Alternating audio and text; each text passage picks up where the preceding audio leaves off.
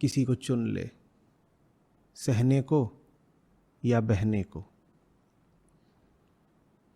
कौरवों ने तो चुनाव कर लिया है और वो दृढ़ है अपने चुनाव पर। अर्जुन थोड़े से विशेष हैं क्योंकि वो अभी चुनने की प्रक्रिया के मध्य में हैं, दोराहे पे खड़े हुए हैं। वो इधर भी जा सकते हैं, उधर भी जा सकते हैं। वास्तव में जब अर्जुन कह रहे हैं कि मैं युद्ध नहीं करना चाहता, तो समझने वाले समझेंगे कि वो ये कह रहे हैं कि उन्हें कौरवों की तरफ जाना है। क्योंकि कौरव कौन? जो वृत्ति के बहाव में बह गया।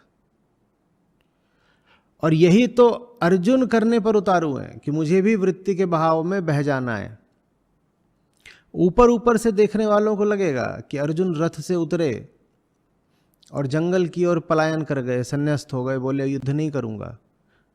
पर जानने वाले जानेंगे कि अगर अर्जुन युद्ध छोड़कर चले गए होते तो वो वास्तव में कौरवों में सम्मिलित हो गए होते।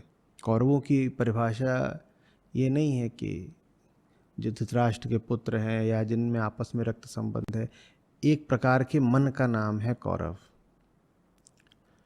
और वो जो मन है वो धृतराष्ट्र के भाइयों में भी पाया जाता है और युधिष्ठिर के भाइयों में भी। उसी मन का प्रदर्शन अभी हम अर्जुन में देख रहे हैं। कृष्ण चेता रहे हैं, बोल रहे हैं मैं भली भांति समझता हूं तुम्हारी सब मानवीय दुर्बलताओं को।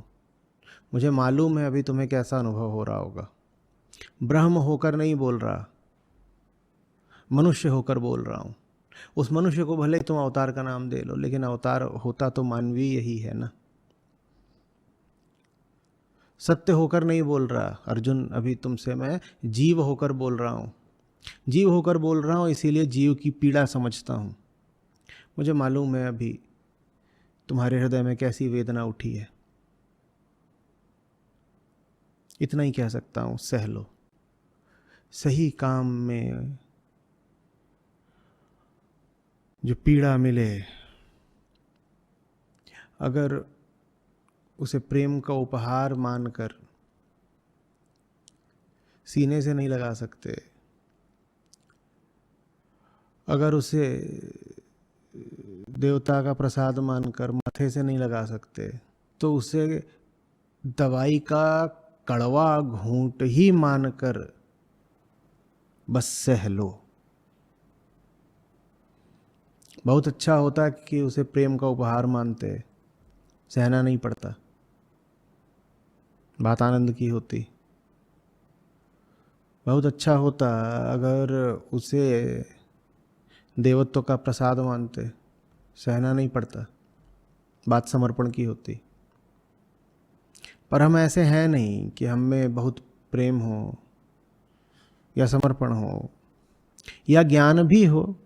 जब प्रेम भी आधा अधूरा हो, भक्ति और समर्पण भी आधे अधूरे हों, ज्ञान भी बहुत ज़्यादा ना हो, तब के लिए सीख यही है, सहते चलो, सहते चलो। पीड़ा उठेगी, पर वो पीड़ा इसलिए नहीं उठ रही है कि तुमको जो चीज़ मिल रही है जिसे तुम सह रहे हो, वो चीज़ अपने आप में तुम्हारे लिए घातक है। तुम्हें पीड़ा इसलिए उठ रही है क्योंकि तुम्हारी स्थिति ऐसी है कि सही चीज़ भी तुम्हें पीड़ित कर जा रही है। उसी में कल्याण है, सह लो। यही गीता का संदेश है समस्त विश्व के लिए।